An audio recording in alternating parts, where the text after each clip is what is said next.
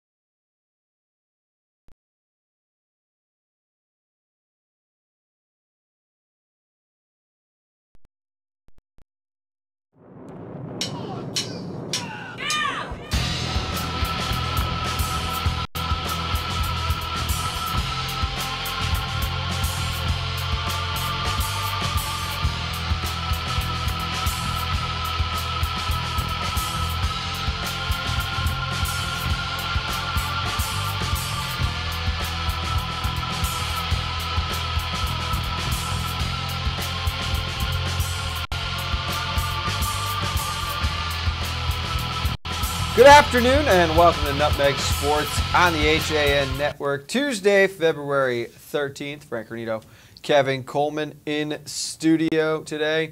A lot to cover. We had a huge game in Trumbull last night, Kevin. Two of the top teams in the conference competing for a regular season championship.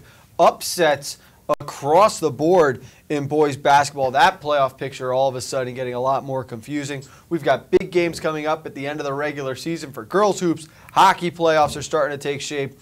This is, in my opinion, one of the best times of the entire season, fall, winter, spring, for this the calendar year. Oh, I fully agree. You got a lot of interesting scenarios happening now during this week. You got teams on the outside looking in on the bubble trying to get into the playoff race. You have some really good matchups in basketball and hockey. It's really going to be a lot of fun this last part of the week. You got some big games coming up for teams who want to get into the playoffs, and you got teams who might get upset and might not be able to make the playoffs. But last night I thought we saw the two best teams in the FCIAC, but I thought we saw the best team that I've seen so far in girls basketball, and that's the Trumbull Eagles.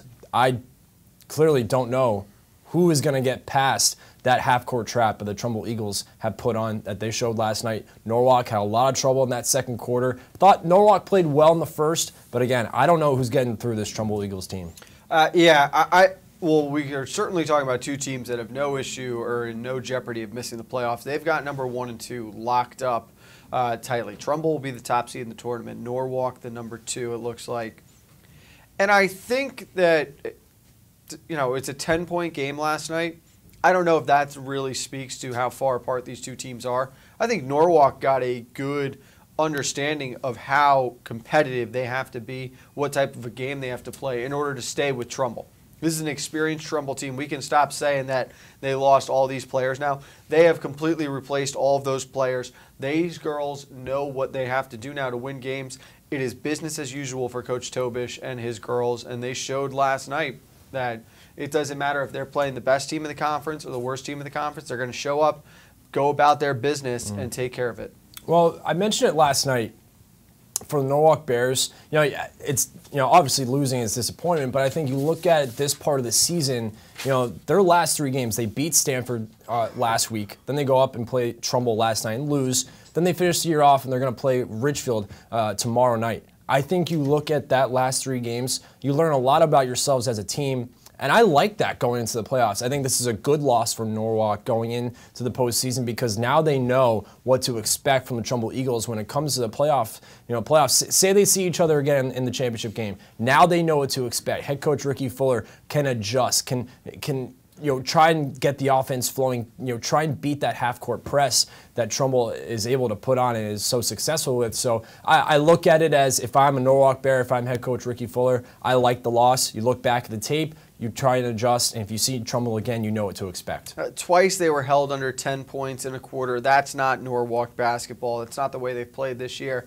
Ashley Wilson really never found her shot. She struggled to get going. I think they'd expect more from her if these teams met again. Sanaa Boyd came on hot late, but obviously she struggled early on if you're getting into foul trouble. Yep. There were a lot of things that went wrong for the Bears that if you go back and watch this film, they're fixable.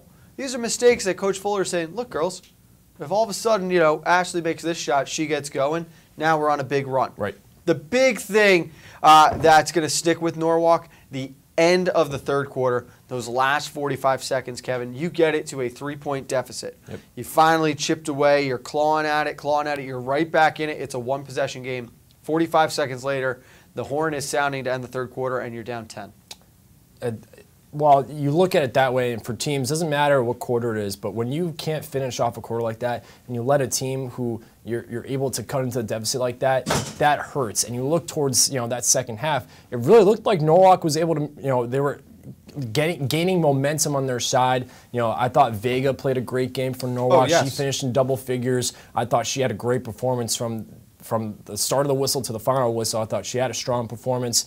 Sanaa Boyd, if she doesn't get in foul trouble, I thought early on she played really well defensively against Julie Keckler. But once she picked up that second foul in the first quarter, there's no choice. She has to sit on the bench. You have to take her out. And I thought that hurt, and that's when I thought Julie Keckler found herself free. Keckler was able to get going early on from the free throw line. She had 5 points in the first quarter off 5 of 6 free throw shooting. That allowed her to get hot herself. For me, I was most impressed with the freshmen of Trumbull.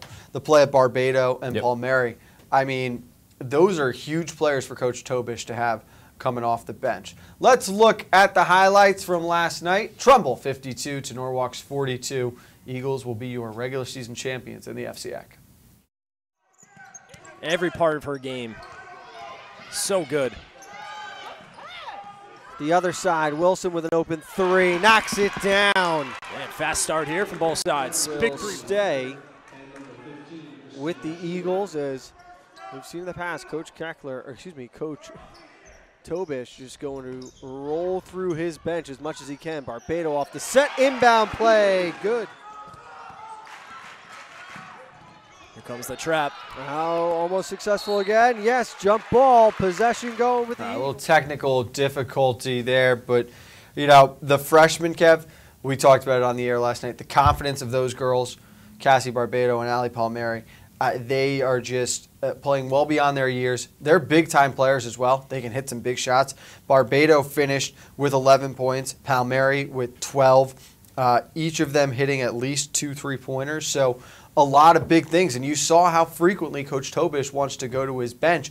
That depth, those platoons, that's what's going to make them even scarier heading into the tournament as the number 1 seed. Not just going into this postseason, but for years to come, too. I know they're going to lose Julie Keckler and Ashley McGuire this year and Brady Lynch, but you look at the young talent on this roster. I mean, it's amazing how he's able just to revamp again. You know, he thought he lost some great players last year.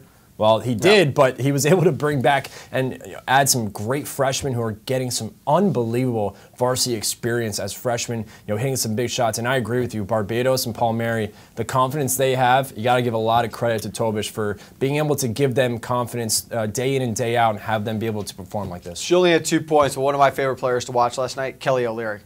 Oh, she's great because she's not, you look at that, she's able to push the floor. She's not, she's very unselfish. She's able to dish the ball up, but get the ball up the court, beat defenders. She's fast, too. She's got good dribbling skills. She's a good asset to have on this team. That is the definition of lightning quick. Also a huge fan on the Norwalk side, and I think she's going to have 1 or 2 big games in the FCAC and state tournaments. Carson Langhorne. Yes, yes. And, she's smooth. She got that left, favors the left hand, but she's able with the left she's able to not only shoot from 3-point, but she's able to penetrate inside, post up, get a little jumper in there. But she's also not afraid to get inside and dish it off the glass as well. She is a terrific talent. That 4 to 8 foot range, so creative. She just creates space. She's also obviously, and she doesn't have the height. 5'2". Yeah, she's 5'2". She was navigating her way through the key and just finding ways to put runners up, floaters up. A block last night, too. Yeah. No, she is going to be a player that definitely steps up and I think makes a big impact in the postseason at one point in time.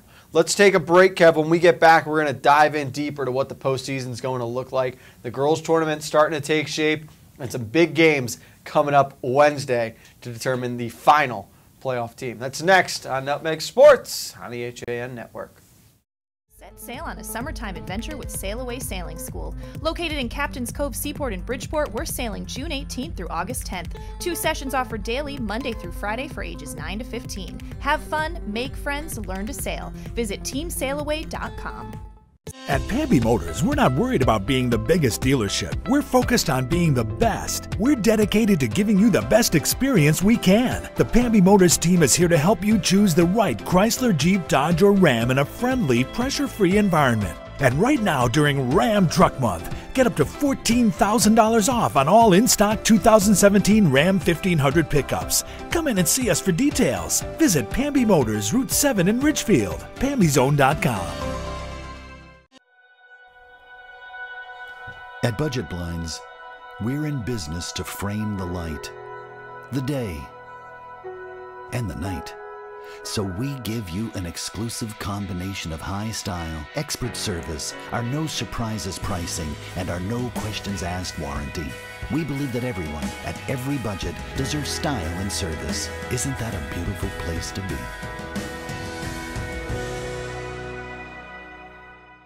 If you've ever thought about owning a motor coach or learning about what it's like to travel the open road in superior style and comfort, then contact Dave's RV Center in Danbury, Connecticut. Offering the best quality Class A motorhomes from Newmar, travel trailers and fifth wheel lines from Surveyor, and a toy hauler line from Work and Play.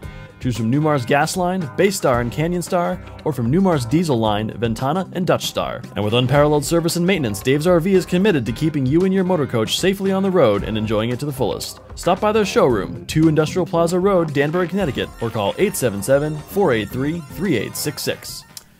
Back on Nutmeg Sports on the HA Network, Frank Granito alongside Kevin Coleman. Tuesday, February 13th, we're looking at the girls basketball playoff picture. A big game last night, Kev. Wilton and Danbury. Not much for the Warriors. They're looking to just lock down that 3rd seed in the conference. Really can't move ahead there.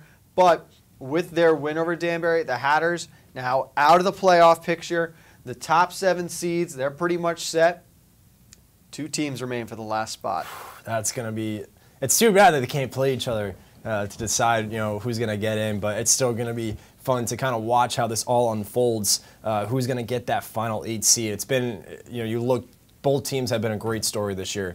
Darien, a great story for the Blue Wave girls basketball program, and for Ludlow to see where they were a month ago and to say that they're going to be the 8th seed. Pretty amazing to be able to bounce back like this and play great basketball in the month of February. Really good foreshadowing by Frank. I'm still very impressed. No, it's funny because you look at these two teams, they're both at different points in time program-wise. You think about a team like Darien with Fiore and Ramsey.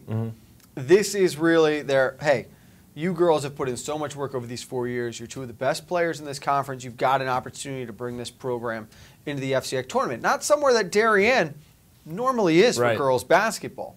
For Ludlow, on the other hand, now you're talking about a team of young girls that are really starting to understand how to play together. They're starting to buy into Coach Kinsley's system here in year number 2. And so they're on the brink of this magical run of sneaking into the postseason.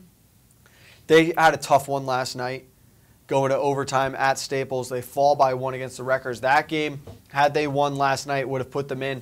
Now they've got to shift all their focus to their final game of the season, Wednesday night at Fairfield Ward against their biggest rival. It's not going to be an easy opponent. You got to give them a lot of credit, though, for being a tough opponent against the Staples team that has really lost it a little bit here towards the end of the season. You look, at one point they were sitting at the number 2 seed. Now they've fallen to 7. So great job for Ludlow for for taking Staples to overtime. A great game overall. And for Ludlow, I think either team, Ludlow or Darien, whichever one makes that final 8th seed, they're going to be an issue. They're going to be a problem. And I think that's a team I don't want to face come playoff time. Well, the big issue is going to be, as we look at the numbers here, they've got to play Trumbull. I know, but still, these, those are 2 teams that are scary. And I'm sorry, because Ludlow did play Trumbull very tough earlier in the year. Steve, can we actually throw that back up one more time there for a second? Because I do want to dive in. Norwalk Staples, Kev, all right, if that's the 2-7 matchup, which I think it will be, that one to me could be so much more interesting. Yeah. I think a lot of people are going to lean heavily on Norwalk because Staples is reeling at the moment. But if Garrick has a good game, Fair takes care of the basketball, that's a Staples team that no more than 2 weeks ago, was they were in the top 4, competing for the number 1 spot in the conference. Ridgefield in 6th. That's a really interesting match. Imagine we get Wilton Ridgefield in girls basketball. First round. Oh, my goodness. I think that'd be a really good game as well. You would see, first of all, we want to see Wilton.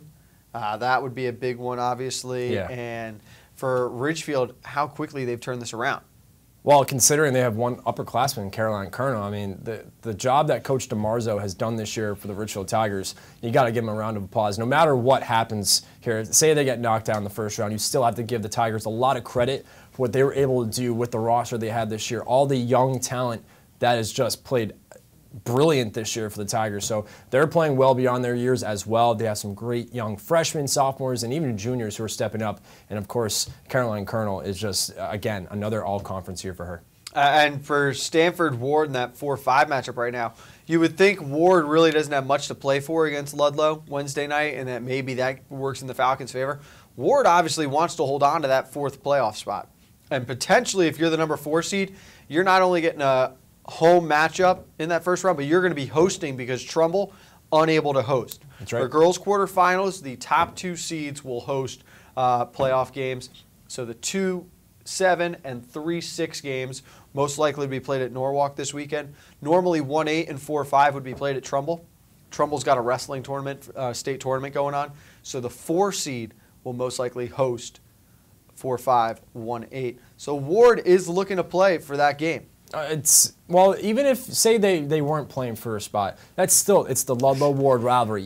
You always get up for that game no matter what. And I think Ward especially has they want to get revenge after losing to them in volleyball in the fall season. You remember Libby McKenna was a little upset after losing to Ludlow at home. So I think there's going to be a little extra emotion when it comes to Ward and Ludlow this week. So that's going to be a good one. Darien's final game of the season is against West Hill. The Vikings struggling this year, just 1 win on the season. They are 1-14 in the conference, but played Stanford to just a 10-point difference last night. So they're starting to piece it together. So don't sleep on West Hill either, but it's going to be a very exciting Wednesday night. Good luck, Falcons. Come on. One time here. What do we say? So we just want to hear you make that Falcon noise. Listen, I'm only doing it if I can do it with the team. If the Ludlow girls team is watching, I'll happily do that. But with you guys, maybe get the Falcon in there as well. You can invite Kevin to practice. Get a little shoot around going. Aiden will join you as well. All right, guys, let's take one more break here on Nutmeg Sports. When we get back, we're going to look at boys basketball. A couple of big upsets last night as we roll on here on the HAN Network. Dr. Stephen Molinaro and Peter Healy of Family Practice Dentistry and Laser Dental Care have served Ridgefield for over 22 years. Experienced staff offer gentle drillless techniques, preventative care, and cosmetic procedures in a relaxed environment. Grateful for the community's trust and support through the years, new patients and their families are welcome. Call today.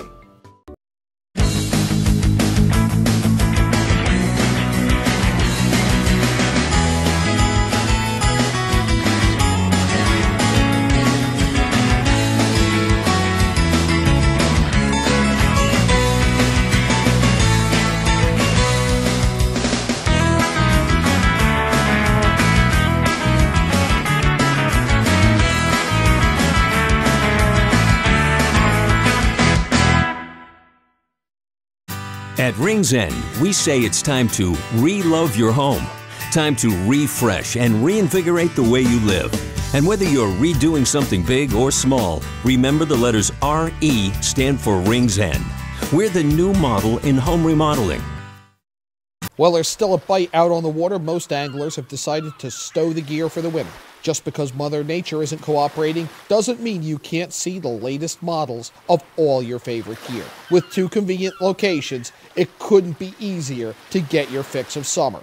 Boater, beach bum, fisherman, or simply love the New England coast, this is a unique place to shop. The Dock Shop, 51 Tokenique Road, Darien, 609 Riverside Avenue, Westport, or on the web, dockshop.com.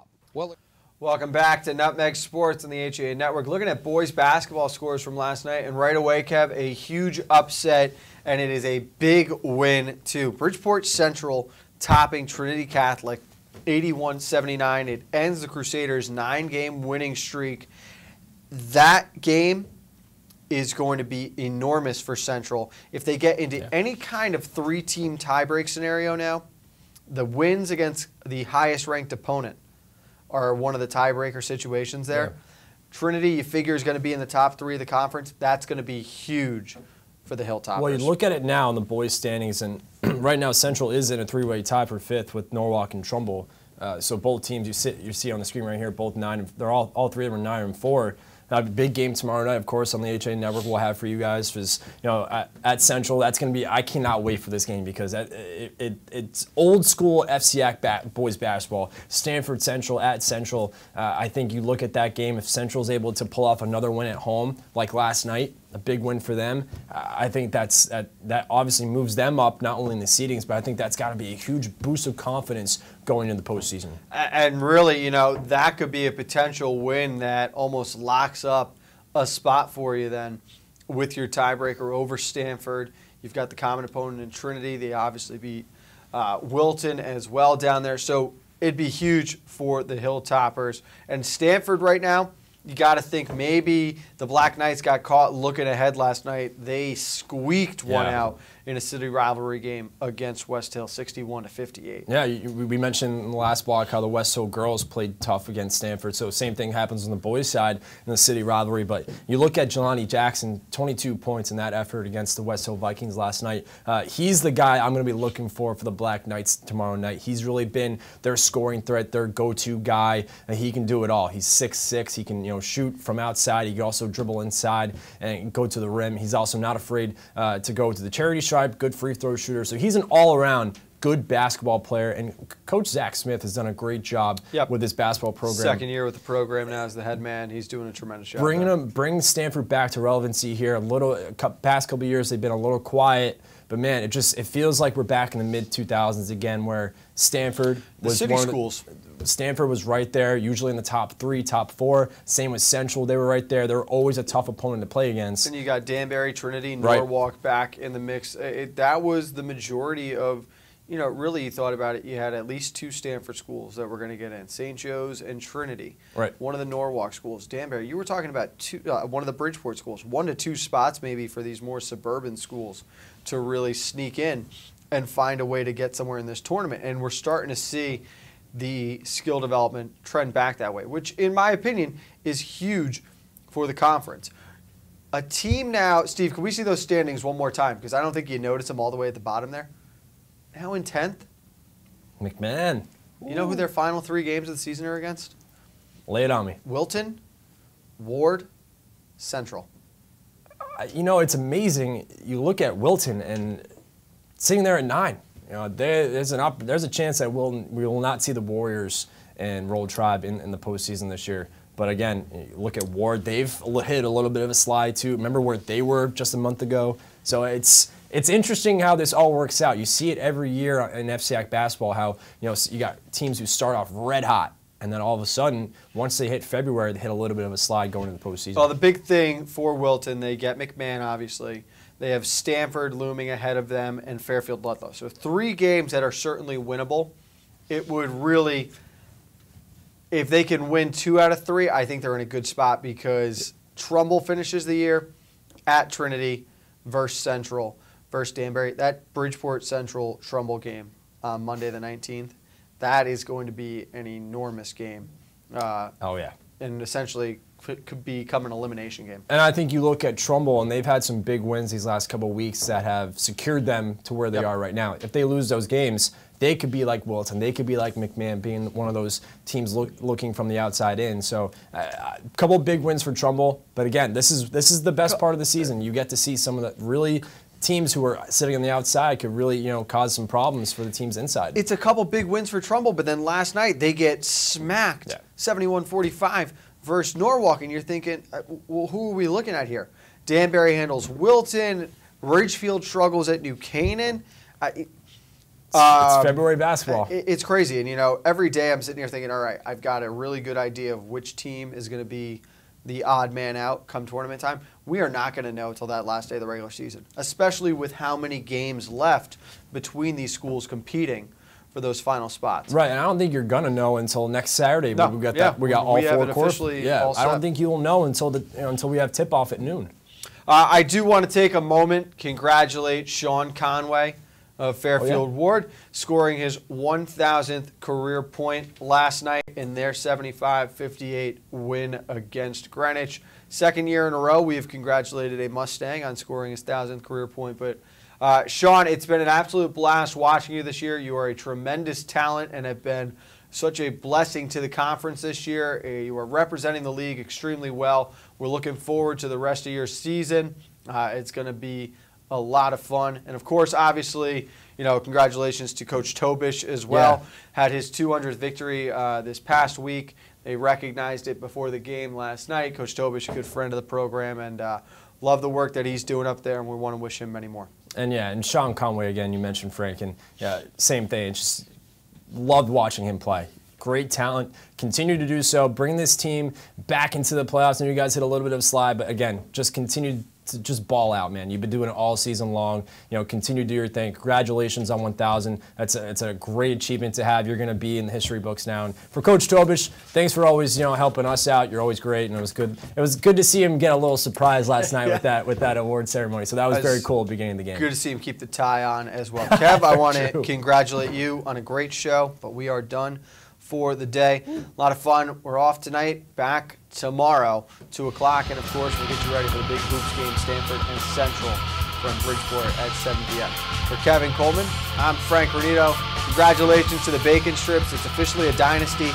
3 consecutive seasons as the men's hockey champions at the McKinney Winter Club. We'll see you next time on the HAN Network.